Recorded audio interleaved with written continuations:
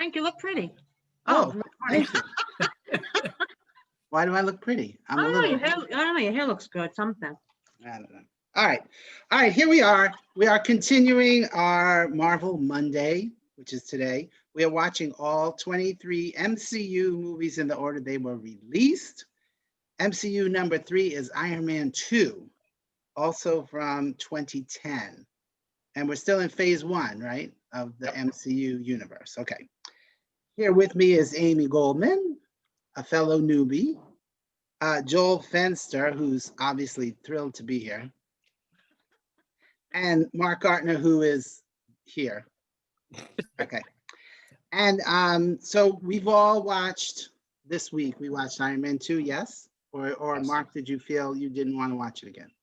I'm glad I did, because I'm on Team Iron Man. That's my sock on my hand. I watched. That's a good sock. All right, so Iron Man 1 was a big hit. Sequel put into production right away.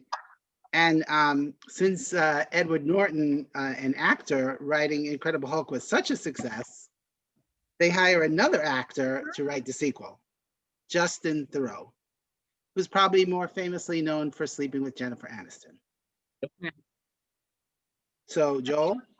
Because of Robert Downey Jr., because he loved Tropic Thunder. Right. But Justin Theroux, not a screenwriter, I would say. Joel? Actually, I don't know what his background is in screenwriting beyond Tropic Thunder and that, because this is the one thing I didn't bother to look up this time. So, all right. All right. So then, and we have Don Cheadle taking over from Terrence Howard, and boy, was Terrence Howard pissed. Because he signed a 3-picture deal. Yep. And when it came to number 2, I guess Jon Favreau was not thrilled with him on 1.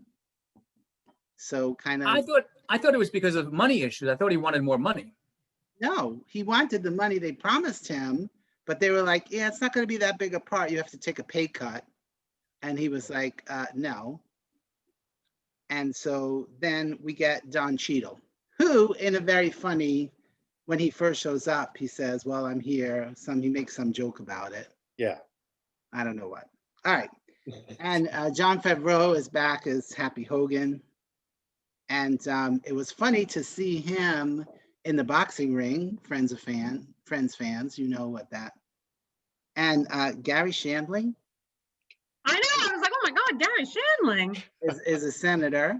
And Sam Rockwell, love Sam Rockwell, he can do no wrong. And he's called, his name is Justin Hammer. Is that somebody from the comic books? Yep. And so he does this little dance at one point, which I was calling Hammer Time. And okay, Scarlett Johansson comes in and she gets interviewed for this job with Tony Stark, and he likes her. But did you know just the second she enters, you know she's Black Widow already, right?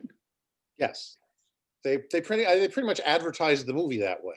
Yeah, so. That she was joining as Black Widow. Every MCU movie that came out after, I would always read who was in it, or they would just happen to say, and Scarlett Johansson is Black Widow. That's the only reason I knew, just from reading, credits. And I must say, the first time she kicks ass is pretty terrific. Yeah. Which makes Happy's ass right away. Yeah. But it's a nice, I enjoyed her very much. And then S.H.I.E.L.D. is back, our little S.H.I.E.L.D. guy. And that's from the comic books too, right? S.H.I.E.L.D.? That's a whole. Yeah, S.H.I.E.L.D. is. Not necessarily Agent Coulson, but the organization and Nick Fury are. Right. And so that was funny when Tony Stark meets Nick Fury and he's like, I don't know if I want to join your super secret boy band. Right. But okay, and then one other thing, Jarvis, who I recognize the voice now because I watched WandaVision. Wow. That is Paul Bettany. Is that how you say it? Bettany. And that's his voice. And I guess he's kind of Mechanical Alfred. Well, right now. Jarvis is an artificial intelligence that helps Tony Stark out on things. In the comic books, Jarvis is actually the butler for the Avengers. Who is British? Yeah, who is British. Well, he's very funny. Yeah. I like him a lot. All right, so and it starts out well enough, right? We're in agreement. Tony Yeah. Stark is still his brash little self at the Stark Expo. Everything is fine. But here's the thing, right up front, he admits he's Iron Man. So now what happens to his secret identity? There isn't one. Yeah, like most superheroes, they're Clark Kent and Superman, Bruce Wayne and Batman. This guy is like, everybody knows who I am. Right. And he could more than Superman, or could possibly get away with it because you don't see his face. Superman, you see his face. They're like, you look a little like Clark Kent. Oh no, I don't. I have no glasses on. Yeah, remember though, too, he's also a huge narcissist. So I think he wants the fame. Yeah. But it inverts that superhero trope that there is a secret identity by getting rid of it. You know, it's like you've already seen Batman and Superman, and you've seen Spider-Man, and you know, it's like they all have these secret identities. Let's do something different and have somebody who doesn't have one anymore. Well, I also like that he was very tortured by his having to have this sense of responsibility, and you know, being the fuck up that he is, like, I don't really care about society, but he's got this. Yeah, he's got this on his shoulder. Okay, so, and honestly, Robert Downey Jr. is the best thing about this movie, really. I mean, I think I really enjoyed, okay, blah, blah, blah. Oh, okay, then we get to the Grand Prix in Monaco. And you're like, why is he a billionaire riding? Because, I mean, he thinks he's dying, so okay, he's gonna do death-defying things. And the introduction of Mickey Rourke as, what's his name? Anton or Ivan? Whiplash. Whiplash. Not that they call him that in the movie, but I don't know. No, they never call him by their name. It's great. Him smashing those cars. right. Great. The whole sequence was great fun. I think it was the best thing of the whole movie, was that sequence. And you can disagree, Mark. You're going, Yeah, I didn't like it. I thought it was fun. But here's the thing. I'm like, as soon as they saw this weirdo cracking cars in half, why didn't they stop the race? I know. Or shoot him. Or shoot. He's not wearing armor like Tony is. You could shoot him. That was my issue. Sorry, I'm just going to jump on board because it's I liked it a lot better than I had said last week. Much better. But that one scene really did bug me. The fact that he was trouncing Iron Man with no real armor of his own, and as soon as he was beaten, like 20 cops swarmed him. What were you doing a minute ago? Shoot him! They were like, terrorist. Yeah, but they were like, he's like throwing lightning bolts. I don't want to get fucked up. Yeah, but they're in Monaco. Do the police carry guns there? They're French. They're like, wow, and then of course Tony Stark goes over and unplugs him. Right. That's it. He's done. All right. So, and the other funny thing I was thinking with the boxing ring, when the two of them are fighting, I'm like, this is like rock and sock and robots. They need to go like this. Right? The boxing ring was right there. They could have done it. All right. So here for me. Since you just brought up Mickey Rourke, I would just like to say one thing that you said last week, which was that, or the week before, that what's his who played Rhodey in the first one? Terrence Howard. Terrence Howard looked like he wanted to be anywhere else, and I said I never really noticed that in actors. Well, I thought Mickey Rourke was having so much fun with this movie. Oh my God, he loved it, and I loved him in it because of that. He almost looked normal. Like, you know, he's had all this plastic surgery, but in this movie, it looked like his face was normal. Yeah. Maybe they CGI'd him. But yeah, and the Russian, he learned Russian. This was a good part. Badass. He was a good badass. Yeah. Really good part for him. And okay, but for me, I think Pepper summed up the entire problem with this movie for me. She said, people are relying on you to be Iron Man and you disappeared. That's exactly how I felt. It's like, it wasn't enough Iron Man. I can see that. Yeah, I understand that. Yeah, that was the problem for me. But And that might be why I like the movie, because so the problem I always have, and I've said this before too, with so many of these hero movies, superhero movies, is there's so much action, so much shit flying at you that it's impossible to even follow anymore. I'm just like, too much. And this was just like a normal movie. It was a little slow at times. I was like, there's nothing really going on here, but I really liked it. I liked it a lot more than I thought I would. but I felt like after the whole Monaco bit, it just kind of fizzled out. It really went nowhere. And a little bit like Incredible Hulk, they're kind of trying to set up for the Avengers movie, a lot of be continued stuff. And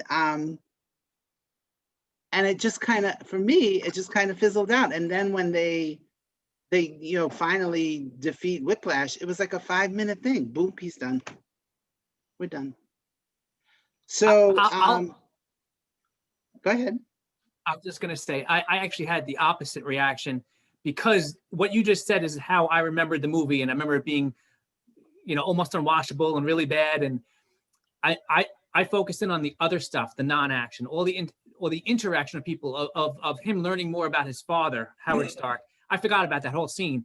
The one line from Coulson that we just talked about before that was hilarious. There was a lot of little things that I saw as a big fan that I was like, oh, wow, okay. It was more interesting than I remembered. So I appreciated that part of it. However, yeah, it was not the most action-filled movie. And I didn't really buy, as much as I love Sam Rockwell too, no one's going to be the head of $1 billion corporation that can rival Tony Stark if you're that much of a wimpy pushover. Think about it. There's no CEO in the world that just gets taken advantage of by some Russian gangster, because that's what happened the whole time. He would just do whatever he wanted until the very end. Yeah. Until the end. All right. So do we want to go around and Aim? Do you have thoughts? I liked it a lot more than I thought I would, especially last week when Mark said it was the movie he hated the most of all 23. I was like, oh God. So that's why I didn't even watch it until 1 o'clock this afternoon. Oh, I was putting it off for sure. Yeah. So it's a solid 3 stars. I love that it took place right in my backyard, 5 miles away, maybe is, Flushing Meadow Park. We were talking before you came on about lines that I love, because I love when there's humor in these kind of movies, which is why Thor Ragnarok is my favorite. When he calls them hemorrhoids, and when the ex-wife, I was saying, when the ex-wife bullet gets this big build up and then goes ting ting ting ting ting. It was just so, I actually went like that. It was great. I really liked it. That's all. So this is, I think. I didn't love Greg Kinnear, and Greg Kinnear to me can do no wrong. I didn't really like him. I didn't really like the character. Greg Kinnear's in the movie? I mean, Sam Rockwell. Sam Rockwell. They are interchangeable, obviously. Yeah. No, they are not. I do very much like what Mark said, because you have the history of watching all 22 movies, you can appreciate the stuff that's gonna resonate later. But for us coming in, totally why did they make John Slattery dye his hair? He can't be the father and have gray hair. Well, because he's gonna get older and have gray hair later. Well, yeah, you're gonna see Howard Stark more. Okay. Slattery, because I love him. I will warn you, he's not always played by John Slattery. No. John Slattery plays him at a certain age point, but he's played by somebody else younger. Okay. So, because there's not that only much in the one dying movie, in the though. world. what was that? Joel, only in the one movie that I'm thinking of, right? Yes, but he also appears in one of the TV shows. Oh, okay. Yeah, so. And there's not that much hair dye in the world. No. But of course, I totally remember, I don't know which movie it was, where they de-aged Robert Downey, and he was like 22. Yeah, they do that. They de-age, re-age, post-age. I don't know. They play with a lot of that during the films. You'll see it as you go through them.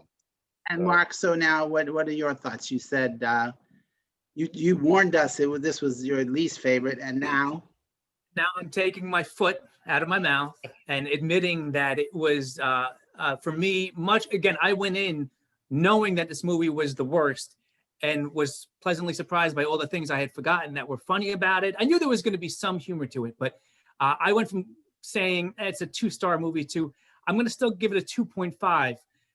But to be honest, if I rewatch it in a year, it might be 3 stars. So I'm going to stick with 2.5. Funnier than I thought, more information like we just talked about for a rewatch. Fans. Yeah, for the future and all that stuff. So I thoroughly enjoyed. Well, I want to say a little bit, because I was like, when I was making my notes, I was like, oh, what about the post-credit sequence? Did I even see that? And then I looked to see what the hell it was. And we see a New Mexico license plate, a big hole in the ground, and Thor's hammer. And I was like, oh yeah, I did see that. So again, that big hole in the ground, who knows what the hell that is. And somehow Thor is gonna get involved. Well, comics fans knew what the big hole in the ground was. So. Oh, I have That no was, idea. to me, that was exciting because you knew it was coming, and that was You were like, oh, way the of hole in the doing it. ground. Yeah. Aim, were you excited about the hole in the ground? I know nothing about the hole in the ground. I just knew it was Thor's hammer. I was like, Yeah. well, that's the next movie, so okay. Yeah. All right. So Joel, star ratings from you. And remember, we base it on a 4-star. I like know, Daily and News. I'm trying to remember do we remember what I gave Iron Man? Because I don't. Did I say 3 or 3 You and a half? you said 3.5. You were the 3.5. nerd saying 3.5. Yeah. All right, so I have to adjust this a little bit. I would say that Iron Man 2 is a 3, and Iron Man 1 is more of a 3.25. We don't give quarter stars. Well, you're gonna have to, because I Have to, because 3 to 3.5 is a huge for me. yeah, that's it. and the more I think about other movies, the more I'm like, well, I can't. I have to. If I gave Iron Man a 3.5, I have to give this a 4, and I Right. don't want to do that yet. Yeah, because a So- 4-star, no, I could tell you right this minute, none of these movies are getting 4 stars from me. Oh, I assumed that. Oh, you Alright. know which one is for me. 2 are getting it for me. Ah, Maybe okay. 2 for There'd me. be a Maybe 2. couple from me, but Okay, so then, is that it? Any more comments? Mark, you have any Well, more yeah, reasons? I have to read Annie's comment. Oh, yes. Oh, yeah. Okay. Annie King, who was with us last week, could not be here this week. And so Amy Goldman will be reading a statement. Giving 3 out of 4 stars. Didn't like villain. Excited for intro of Agent Romanov. Also liked intro of Agent Coulson. And that's it. She couldn't write in complete sentences. All right. So next week, I forgot what next week is. Oh, Thor. Thor, right? Thor. Yeah. And that's from 2011. 11. Thor, our first Thor movie. And again, as always, if you want to watch along with us, that's great. And what? You have something else? You didn't ask stars. You didn't give your stars. You only asked Joel for I his did. star. Amy and Joel said 3 stars. Mark said 2.5. And I have to agree. I have to agree 2.5. And again, maybe if I watch it ever again, I will give it more stars. But no, 2.5 for me. And again, like I said, I just felt it kind of fizzled. And yeah. Give it a solid 3. I really liked it. Yeah. All right, cool. All right, we're done. And then Anybody else? just one thing to add for next week for Thor. I know you can watch it on Prime. Yes, it is on Okay. Prime. Yes, and on Ooh. Disney Plus too, right? One more stupid little thing. Joel's that, stupid little thing. It's a stupid little thing. It's a bit of retroactive continuity in case anybody wants to know about this bit of trivia. At the end of the film, during the big battle, when the kid wearing the Iron Man mask goes to, Yes. do you know who Oh, that yeah. is? Yeah, Peter Parker. Yeah, Yeah. I only know that because I read it. yeah, That's Wait. funny. That's yeah. They little decided that kid. that's Peter Parker. Yeah. Takes place in Queens where Peter Parker's from Forest Hills. So yeah. Right. so- He looked up to Tony Stark. It's Yeah. I And- thought you meant that the actor was Tom Holland. Nope. Well, it might And have 10 been. I years mean, later. He's It like could have been. 12. Yeah. It could have been. But here was the funny thing about that moment. I was like, how long is he gonna wait to save this poor kid? I mean, he was standing there for a good, Yeah. he could have been dead several times. Yeah. Well, we're just lucky. He was lucky that the hammer droids didn't actually, work well. So Hammer noise. Right. Hammer Hammer noise. All right. Thank you, kids. Thanks, Thanks. guys. See you Have a next good week. See you next week.